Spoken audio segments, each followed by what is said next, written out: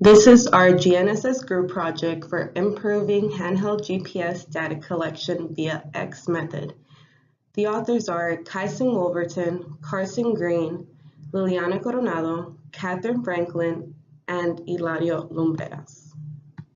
Intrinsically safe areas, better known as IS. It is defined as a constructed such that the electrical energy within the apparatus and of interconnecting wiring exposed to the explosive gas atmosphere is restricted to a level below that which can cause ignition by either sparking or heating effects. It is within a span of 3 meters squared. Technologies not deemed as IS safe pose a safely hazard that could put risk to company assets. It uses affordable and readily available technology, and it uses an intersection method called X method. Our overview and hypothesis is to compare consumer-grade handheld GPSs against RTK, to compare consumer-grade against total station, and to stay within the 2-meter accuracy of the total station while staying outside of the 4-meter radius distance. For our methodology portion of our project, we had to pick an open area at least 100 meters away from large buildings or trees. So on this map right here, we located a good distance away from the administration building. It's a very open area. Seemed like it would be a good spot to do our project. Our points of interest had diameters of 6 centimeters and 10 centimeters. We used a flagpole and 2 light poles.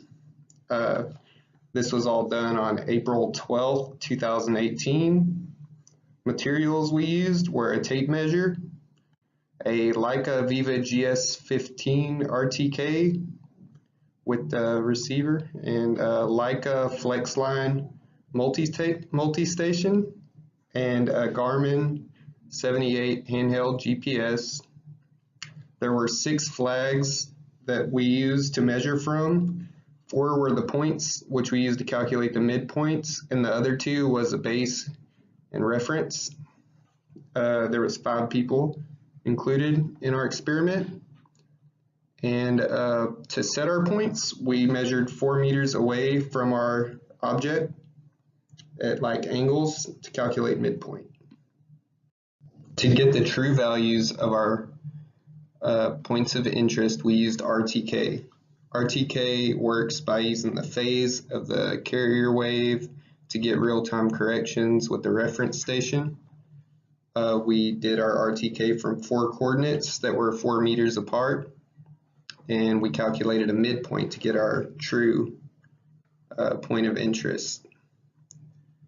The RTK can get up to centimeter level accuracy, and we had it set for state plane coordinate system and meters.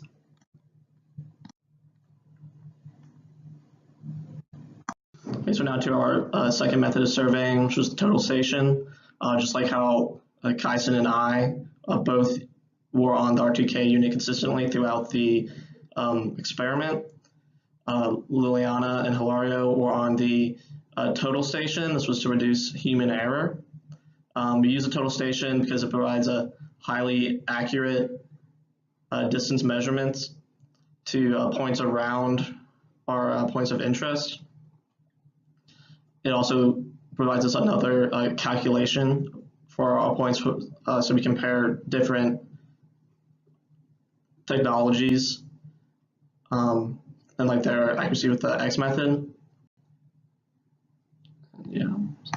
In order to test to see if a Garmin 78 consumer level GPS could be used in order to find the position of an oil well, we selected the NAD 87 datum and used WAS in order to increase the accuracy of these points. During the experiment, we went on the same points as the RTK and collected 30 coordinates. And from this, after the experiment, we averaged these points to find the most probable value. And from there, I converted those values using the NGS data conversion tool into state plane coordinates in order to compare these values to the RTK and the total station. With the Garmin, what we were testing was, although we knew it was a precise instrument, whether or not the accuracy was high enough in order to find the value or the coordinate of the oil wells. So this shows a graphical representation of our experiment, showing the layout and the field conditions of the area. And so what we did was we collected our points at 4 different locations around our object of interest using the RTK, the total station, and the Garmin receiver. And during our experiment, we conducted it at 3 different locations, and at each of these locations we ran 3 trials in order to compare the coordinates. The chart in the slide that can be seen holds the information comparing the RTK easting and northings to the multi-station easting and northings. I would like to make a special note here that there is a NA present in this box because at the time of the experiment, we were unaware of the capabilities of the multi-station having this information. We have the Garmin easting, Garmin northing, RTK Garmin distance minus the RTK distance subtracted from the Garmin distance, multi-station subtracted from the Garmin points, and multi-station subtracted from the RTK distance. The distances are all in meters, and in the highlighted numbers, you can see the points that met our hypothesis. So, as expected, the multi-station versus the RTK was much more accurate, as Carson described earlier as to why it is, and this was done using our 9 different experiments. This pie chart is to simply display our results that met our hypothesis. So of our 9 trials that we had, 3 of them were under 2 meters of accuracy, but most of them were not. This chart shows displays visually more of the information in the chart 2 slides prior. Here we're comparing the different distances. As mentioned before, the multi-station versus the RTK distance. As seen in a yellowish green, the multi-station Garmin distance in orange, and then the RTK versus Garmin distance, which is the one that we wanted to pay most attention to for this experiment, and that is in a steel blue. As we can see, in the experiment 5, we have a huge outlier, and that it is much more inaccurate than trials 4, 6, 7, 8, and 9. And we do have a graph describing why we think this is in the next slide. But as expected, the multi-station is much more accurate, and we can see that with the yellow-green bar being much lower.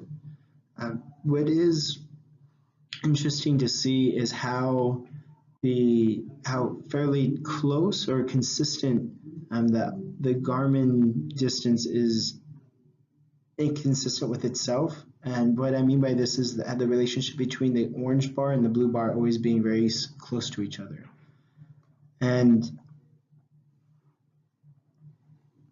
so, as mentioned prior, we were unaware of the capabilities of the multi-station. So for the first 3 experiments, we were not able to put it within the same graph as the slide before. So within this slide, we're just simply comparing the RTK minus the Garmin distance. And as with this being our very first station, we became more accurate as we did it. So our first one had a much greater inaccuracy than our third one. And so this explicitly shows the systematic error that was present within this experiment. In conclusion, we failed to meet our hypothesis. And more often than not, we did not become within 2 meters accuracy of our desired point. In hindsight, and looking back on this, we would use a flag with the known coordinates instead of using a flagpole or using a light post. There was no need to do that, and it only made it slightly more inaccurate because we did not know the true coordinates of it.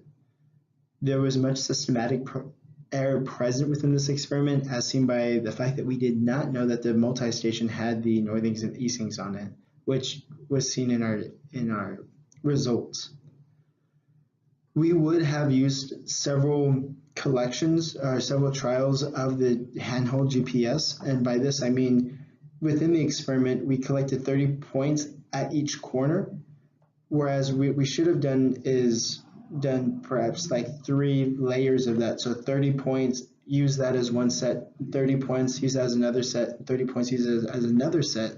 That way we can compare the Garmin coordinates to itself. And this would have had more robust results. This would have led to more robust results. And we also hypothesized that using even just a simple antenna would have increased the accuracy of the Garmin, which would have made the which we hypothesized would have it reach within 2 meters accuracy. But we would do that if we were to do this experiment again. Our work cited includes Google, Allen Precision, Garmin, Leica Geosystems, and statistical methods for geography a student's grade.